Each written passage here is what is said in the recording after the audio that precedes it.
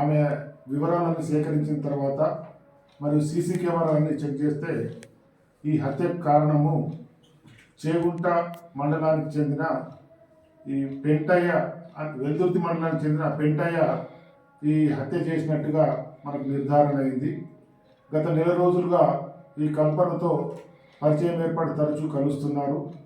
31వ తేదీ నాడు చేగుంట గ్రామాన్ని ఆమె విలువగా బస్టాండ్ సమీపంలోకి వచ్చినాడు. ఇద్దరు కలిసి ఒక టాటా ఎస్ వాహనంలో చేగుంటలో బిర్యానీ తీసుకొని నాచారం గ్రామం సమీపానికి రావడం జరిగింది.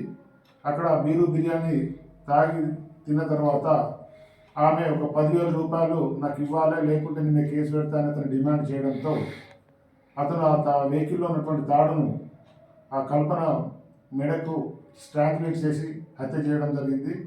తదనంతరం నాచారంకు 1 కిలోమీటర్ దూరంలో రోడ్డు పక్కన శవాన్ని పారేసి అతను వెళ్ళడం జరిగింది. అనంతరం ఆమె యొక్క ఫోన్ను తీసుకెళ్ళి ఆ రోడ్డు పక్కన డ్యామేజ్ చేసి పడేసినాడు.